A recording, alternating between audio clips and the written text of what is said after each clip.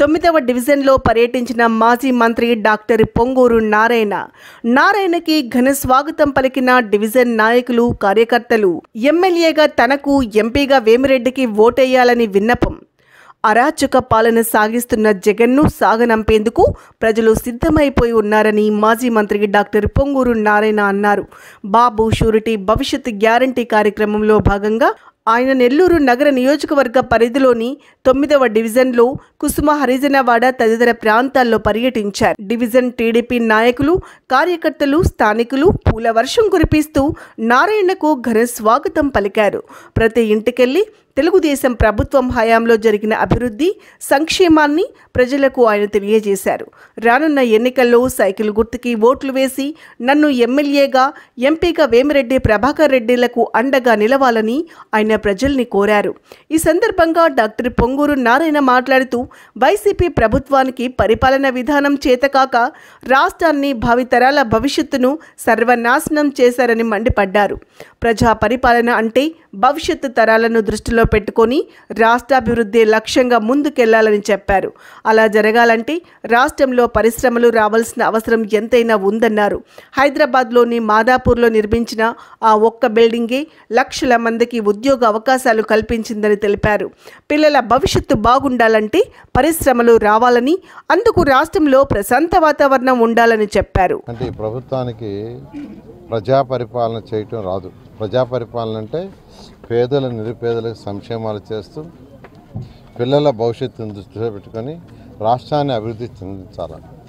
రాష్ట్రం అభివృద్ధి చెందుతుంటే రాష్ట్రంలో ఇండస్ట్రీస్ రావాలి. ఇండస్ట్రీస్లు వచ్చి వ్యాపారస్తులు బాగా చేసుకుంటే పిల్లలకు ఫ్యూచర్లో ఉద్యోగాలు వస్తాయి. అలాంటి రావు. ఈరోజు ఏ ఇంటికి పోయినా, ఎక్కడ పోయినా మా వాడికి ఉద్యోగం లేదు, మా వాడు బీటెక్ చదివాడు, ఎంటెక్ చదివాడు, ఎంఎస్సీ చదివాడు, బిఎస్సీ చదివాడు. ప్రతి పేరెంట్ అదే చెప్తున్నారు. ఉద్యోగాలు ఎప్పుడు వస్తాయి? ఇండస్ట్రీస్ రావాలి. ఇండస్ట్రీస్ రాకుంటే రావు. ఆ రోజు చంద్రబాబు నాయుడు హైదరాబాద్లో ఒక చిన్న హైటెక్ బిల్డింగ్ కట్టాడు. ఒక్క బిల్డింగే. దానికి ఆ రోజు రచ్చ చేశారు. అనేక పార్టీలు రచ్చ చేసి, గందరగోళం చేసి మాదాపూర్లో ఆ బిల్డింగ్ కడుతుంటే నానా రచ్చలు చేశారు. కానీ ఈరోజు ఆ ఒక్క బిల్డింగే లక్షల మందికి ఉద్యోగాలు క్రియేట్ చేసింది. ఆ ఒక్క బిల్డింగే ఈరోజు హైదరాబాద్లో వేల ఐటీ బిల్డింగ్స్ అయినాయి. హైదరాబాద్లో అవటమే కాదు, ఇతర దేశాల్లో పోయి లక్షల మంది వచ్చేస్తున్నారు. కాబట్టి ఎప్పుడైనా పిల్లలకు ఉద్యోగాలు రావాలి. పిల్లల భవిష్యత్తు అంటే వాళ్ళు ఉద్యోగాలే. అవి రావాలంటే ఖచ్చితంగా ఇండస్ట్రీస్ రావాలి. ఇండస్ట్రీస్ రావాలంటే ఖచ్చితంగా రాష్ట్రంలో ప్రశాంతమైన వాతావరణం ఉండాలి. రాష్ట్రంలో ప్రశాంత వాతావరణం లేకుంటే ఇండస్ట్రీస్ ఎవరు పెట్టండి. ఇండస్ట్రీస్ పెట్టాలంటే ఖచ్చితంగా ప్రశాంతమైన వాతావరణం. ఎందుకంటే ఏ వ్యాపారస్తుడైనా తన వ్యాపారాన్ని పెట్టాలంటే ఫస్ట్ చూసుకుంటాడు. ఆ రాష్ట్రం కానీ, ఆ జిల్లాలో కానీ ప్రశాంతమైన వాతావరణం ఉండాలి. ప్రశాంతం అంటే అల్లరి లేకుండా, అరాచకాలు లేకుండా పరిపాలన చేస్తున్నారు లేదు చూస్తారు. ఇతర దేశాల వాళ్ళు రావాలంటే ఫస్ట్ చూస్తారు. ఫస్ట్ ఏం చూస్తారంటే ఆ రాష్ట్రంలో ప్రశాంతమైన వాతావరణం ఉందా లేదా, ఆ రాష్ట్ర ప్రభుత్వానికి, కేంద్ర ప్రభుత్వానికి సంబంధాలు ఎలా ఉన్నాయి, ఈ రెండు చూస్తారు. కియా మోటార్స్ ఎగ్జాంపుల్ తీసుకోండి.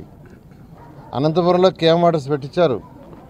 అనంతపురం డాట్ ఏరియా మన రాష్ట్రంలో ఉన్న 13 జిల్లాల్లో తక్కువ వర్షపాతం పడేది ఎక్కడంటే అనంతపురం. అక్కడ ఏచనగా పండుతుంది. వరి ఎక్కడో అక్కడక్కడ పండుద్ది.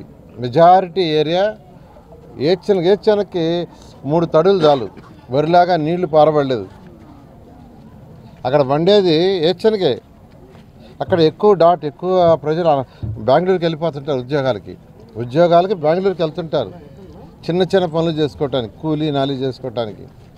అందుకని ఆ రోజు ముఖ్యమంత్రిగా ఉన్న నారా చంద్రబాబు నాయుడు గారు ఇవన్నీ ఆలోచించి మన రాష్ట్ర ప్రజలు వేరే రాష్ట్రానికి వలసపోవటం ఏంది, పక్కన బెంగళూరుకి వలసపోవటం ఏంది, మన ప్రజల్ని ఇక్కడే ఉంచాలని కియా మోటార్ని స్పెసిఫిక్గా అనంతపురంలో పెట్టారు. ఈరోజు 10,000 మంది ఉద్యోగాలు చేస్తున్నారు అక్కడ. 10,000 మంది, 10,000 కుటుంబాలు ఈరోజు బతుకుతున్నాయి. ఆ కియా మోటార్ తేవటానికి ఎంత కష్టపడారో తెలుసా ముఖ్యమంత్రిగా ఉన్నారు నారా చంద్రబాబు నాయుడు.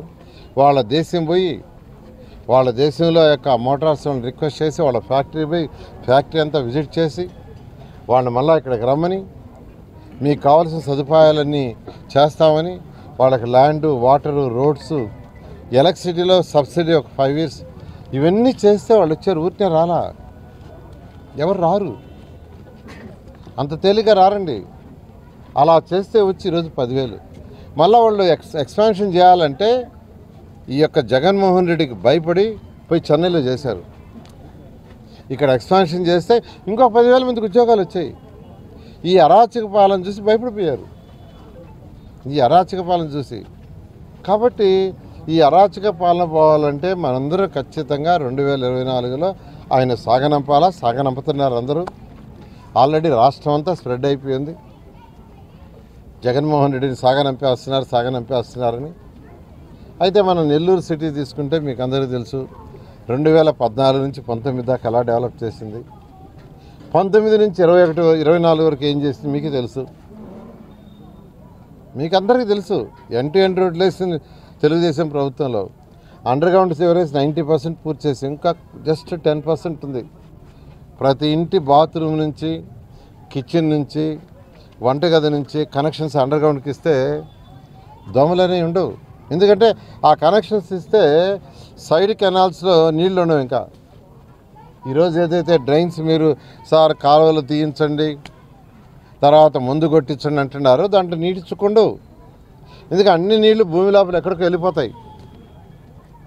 ఒక చుక్క లేనప్పుడు అక్కడ దోమలు పెరగడానికి ఆస్కారం ఉండదు. అలాంటి ప్రాజెక్ట్ 550 కోట్లు తెస్తే 90% పూర్తి చేస్తే దాన్ని మూలపడేశారు. అంతా భూమి లోపల వేసేస్తున్నాం పైపులు. మీకు అందరికీ తెలుసు, ఆ పైపులు వేసేటప్పుడు అందరూ రచ్చబెట్టారు, రోడ్లంతా డ్యామేజ్ చేశారు, అది చేశారు, ఇది చేశారని ఆ వైసీపీ నాయకులు రచ్చ చేశారు. బట్ అది ఒక 6 నెలలు అందరం కష్టపడ్డాను. నా కారు కూడా బాగా సరిగా అందరూ ఇబ్బందులు పడ్డాం. బట్ ఆ పైపులు వేసింది రాబోయే 30 సంవత్సరాలకి మన నెల్లూరు సిటీకి ప్రజలు ఎంతమంది డెవలప్ పెరుగుతారో దాన్ని దృష్టిలో పెట్టుకుని వేసాం. అది ఒకరోజు 2 రోజులు కాదు, రాబోయే 30 సంవత్సరాలకి జనాభా ఎంత పెరుగుతుందో నెల్లూరు సిటీకి వాళ్ళకి సరిపోయేటట్టుగా జస్ట్ కనెక్షన్లు ఇస్తే అయిపోయేది. ఇంకొక 3 నెలలు కానీ ఎలక్షన్స్ లేట్ అయ్యింటే నేనే ఇచ్చేసిండు కనెక్షన్స్. నెల్లూరు దోమల్నే నగరం అయ్యేది. అదేవిధంగా డ్రింకింగ్ వాటర్, మనుషులకు వచ్చే జబ్బులు మనం తినే ఆహారం, తాగే నీరు, 2 తినే తిండి, తాగే నీరు. సో నెల్లూరుకి స్వచ్ఛమైన నీరు ఇవ్వాలనే ఉద్దేశంతో సంగం బ్యారేజ్ నుంచి లైన్ వేసాను. మీరు అడగచ్చు, పెన్నా నది పక్కన ఉంది కదా సార్, సంగం బ్యారేజ్ నుంచి ఎందుకని. నెల్లూరు పెన్నా నదిలో సమ్మర్లో వాటర్ కిందకి వెళ్ళిపోయి అక్కడ డ్రా చేసే నీళ్ళు మురికి నీళ్ళు వస్తున్నాయి. అంతేకాకుండా ఇప్పుడు వేసిన పైపులు 40 సంవత్సరాల క్రితమే. ఆ పైపులంతా తుప్పు పట్టిపోయి, అవన్నీ ఐరన్ పైపులు తుప్పు పట్టిపోయి నలకలు వస్తున్నాయి. అవన్నీ రీప్లేస్ చేస్తూ 550 కోట్లతో సంగం బ్యారేజ్ నుంచి లైన్ తెచ్చాం. సంగం బ్యారేజ్ ఎందుకంటే సంగం బ్యారేజ్లో 365 వరకు పుష్కలంగా నీళ్ళు ఉంటాయి. నేనైతే సోమశిల ప్రాజెక్ట్ నుంచి తెచ్చేయమన్నా, సోమశిల డ్యామ్ నుంచి పైపు లైన్ వేయమన్నా, ఖర్చు అయితే పర్వాలేదని. అయితే అధికారులు ఏం చెప్పారంటే 37 కిలోమీటర్లో మనకు సంగం బ్యారేజ్ ఉంది, సంగం బ్యారేజ్లో 365 పుష్కలంగా ఉంటుంది సార్, అక్కడి నుంచి తెచ్చే చాలని లైన్ వేశారు. నెల్లూరు టౌన్ అంతా వాటర్ లైన్స్ పూర్తి చేసేస్తున్నాం. జస్ట్ ఇంటికి కనెక్షన్ ఇవ్వాలా. ఆ బ్లూ పైపులు అడదాకా తెచ్చిపెట్టున్నాయి, అవి కూడా ఇవ్వాల. 3 డివిజన్లకు నేనే ఇచ్చేసి 28లో, అవి కూడా రాగానే కంప్లీట్ చేస్తాం. ఖచ్చితంగా నేను చెప్తున్నాను, ఏదైతే అండర్గ్రౌండ్ సివరేజ్ దోమల్లాకన్నా చేయడానికి నగరం ప్లాన్ చేసామో అది రాగానే కంప్లీట్ చేయటం, డ్రింకింగ్ వాటర్ స్వచ్ఛమైన వాటర్ ఇచ్చే విధంగా చేయటం, ఈ 2 ప్రాజెక్టులు చేస్తాం. దాంతో నిరుపేదలకి 43,000 ఇళ్ళు కట్టాం. అవి నాశనం చేశారు. నేను ఒకటే చెప్తున్నా, ప్రభుత్వం రాగానే ప్రతి పేదవాడిని, ఇల్లు లేని పేదవాడిని నేను పిలిచిస్తా. ఈసారి నేనే పిలిచిస్తా. నేను ప్రతి ఇంటికి పోతూ నోట్ చేసుకుంటుండా. నేనే అవసరమైతే ఇంకో 43,000 ఇళ్ళు శాంక్షన్ చేస్తాను. అదేవిధంగా అనేక కార్యక్రమాలు చేసాం. అన్నా క్యాంటీన్ రోజుకి రాష్ట్రంలో 2,50,000 మంది చక్కటి భోజనం చేస్తున్నారు, 5 రూపాయలు, దాన్ని నాశనం చేశారు. అదేవిధంగా నెక్లెస్ రోడ్, హైదరాబాద్కి నెక్లెస్ రోడ్ ఉంది, మనకెందుకు నెక్లెస్ రోడ్ ఉంటుంది. సొన్నాల చెరువు దగ్గర నెక్లెస్ రోడ్డు ప్రారంభిస్తే ఫస్ట్ ఫేజ్ చేశాను, సెకండ్ ఫేజ్ వదిలేశారు. బారాషాహి దర్గా మీకు తెలుసు, బ్రహ్మాండంగా డెవలప్ చేసాం. అదేవిధంగా అనేక కార్యక్రమాలు, 1, 2 కాదు, ఎవరు ఎక్కడ ఏది అడిగి చేసాం. ఈ యొక్క 9వ డివిజన్లో ఆల్మోస్ట్ బాలాజీ అండ్ వాళ్ళ టీం అంతా ఏది అడిగితే అది చేయించా. వాళ్ళకి ఫ్రీడమ్ ఇచ్చాను, మీకు ఏది కావాల్సింటే చేసుకోండి. ఆ విధంగా యాక్చువల్గా తెలుగుదేశం ప్రభుత్వంలో జరగటం చేశాము.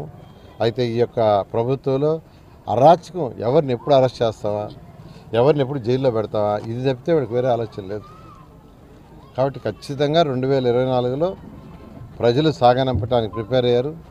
ఈ యొక్క 9వ డివిజన్లో ఐ థింక్ వాటర్ పొల్యూషన్ వచ్చి 5 మంది చనిపోయినట్టున్నారు.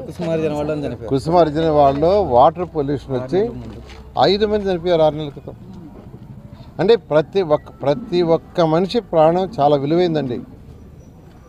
5 మంది అంటే అది చిన్నది కాదు. ఈ భూమి మీద ఉండే ప్రతి మనిషి యొక్క ప్రాణం చాలా విలువైనది. దాన్ని కాపాడటం ప్రభుత్వం యొక్క డ్యూటీ. ప్రభుత్వం వాళ్ళకి చేయాల్సిన సౌకర్యాలు చేయాలి. వాళ్ళకి మినిమం రోడ్లు, డ్రైన్స్, డ్రింకింగ్ వాటరు, ఇల్లు, ఇవి మినిమం. ఏ రాష్ట్ర ప్రభుత్వం అయినా, ఏ మున్సిపాలిటీ అయినా ప్రతి మనిషికి చేయాల్సింది ఏంటంటే ఉండటానికి ఇల్లు, తాగటానికి మంచినీరు, చక్కటి డ్రైన్స్, చక్కటి రోడ్లు, ఇవి మినిమం. తర్వాత మిగతా సంక్షేమ కార్యక్రమాలు అవన్నీ తెలుగుదేశం ప్రభుత్వంలో చేసాం. మళ్ళా తెలుగుదేశం ప్రభుత్వం వస్తుంది. ఖచ్చితంగా సుపరిపాలన అంటే పేదల నిరుపేదలకు సంక్షేమాలు, యువతను దృష్టిలో పెట్టుకొని డెవలప్మెంట్ యాక్టివిటీస్ 2 చేస్తామని తెలియజేస్తున్నాను. నెల్లూరు సిటీకి నేను ఎమ్మెల్యేగా కంటెస్ట్ చేస్తున్నాను. వేమిరెడ్డి ప్రభాకర్ రెడ్డి గారు ఎంపీగా కంటెస్ట్ చేస్తున్నారు. మేమిద్దరం కూడా ఆయనైనా నేనైనా డబ్బులు సంపాదించుకోవడానికి రాజకీయాల్లోకి. నేను ఎడ్యుకేషన్ ఇన్స్టిట్యూషన్స్లో పీక్ పోయాను. ఈ భారతదేశంలో హయ్యెస్ట్ ఎడ్యుకేషన్ ఇన్స్టిట్యూషన్స్ ఉండేది నారాయణ గ్రూప్కే, నేను స్టార్ట్ చేసిందే. అక్కడ సర్వీస్ మ్యాగజైన్ చేశా. అయితే రాజకీయాల్లోకి ఎందుకు వచ్చానంటే అక్కడ ఒక ఎడ్యుకేషన్లో చేయగలను. రాజకీయాల్లోకి వస్తే అనేక రకాలుగా పేదలు ఇల్లు ఇవ్వచ్చు, రోడ్లు, డ్రింకింగ్ వాటరు, ఇలా అనేకమైన చేయొచ్చనే ఉద్దేశంతో నేను వచ్చా, డబ్బుల కోసం కాదు. అదేవిధంగా వేమిరెడ్డి ప్రభాకర్ రెడ్డి కూడా ఆయన డబ్బులు అవసరం లేదు. ఆయనకి ఈ దేశంలోనే కాదు విదేశాల్లో వ్యాపారాలు ఉన్నాయి, బోలెడంత సేవ చేశాడు. అయితే వైఎస్ఆర్సీపీ పార్టీలో జాయిన్ అయ్యాడు, కానీ అక్కడ గౌరవం లేక బయటకు వచ్చాడు. ఆయన నాతో మాట్లాడినప్పుడు, నారాయణ గౌరవం లేదు, నీకు చంద్రబాబు నాయుడు ఎంతో గౌరవం ఇస్తున్నాడు, నువ్వు చేసే సర్వీస్కి ఆయన ఎంతో గౌరవం ఇస్తున్నాడు. నేను వైఎస్ఆర్సీపీ పార్టీకి ఎంతో సర్వీస్ చేశా, కానీ అక్కడ గౌరవం లేదు. గౌరవం లేక నేను బయటకు వస్తున్నా, నీకు చంద్రబాబు నాయుడు ఇచ్చే గౌరవం చూశాను, అందుకే నేను వస్తున్నా అన్నాడు. అందువల్ల అందరినీ రిక్వెస్ట్ చేస్తున్నాను, వేమిరెడ్డి ప్రభాకర్ రెడ్డిని ఎంపీగా, నన్ను ఎమ్మెల్యేగా అత్యధిక మెజారిటీతో గెలిపించండి. ఖచ్చితంగా నెల్లూరుని ఒక స్మార్ట్ సిటీగా చేయడం జరుగుతుంది. Thank you. ఈరోజు రాష్ట్రంలో జరుగుతున్న ఎన్నికల్లో వైసీపీ ప్రభుత్వాన్ని తరిమి కొట్టడానికి ప్రజలంతా సిద్ధమైపోయినారు.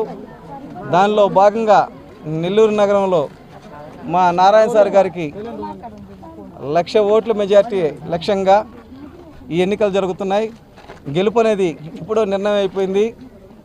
ఈ ప్రాంతంలో 9వ డివిజన్లో మేము చేసినట్టు సార్ హయాంలో చేసినటువంటి సిమెంట్ రోడ్లు కావచ్చు, పార్కులు కావచ్చు, అండర్గ్రౌండ్ డ్రైనేజ్ కావచ్చు, వాటర్ స్కీమ్ కావచ్చు, అడిగిన వారికి అడిగిన ఇల్లులు కావచ్చు, అదేవిధంగా మేమే ఎత్తుక్కుంటూ వెళ్ళి ఇప్పించిన పెన్షన్లు కావచ్చు, ఈ ప్రాంతంలో కట్టినటువంటి కమ్యూనిటీ టాయిలెట్స్ కావచ్చు, ఏమైనా కానీ గతంలో అంతలా ఎదురీతలో కూడా ఈ డివిజన్లో 271 కోట్ల మెజార్టీ తీసుకొచ్చాము.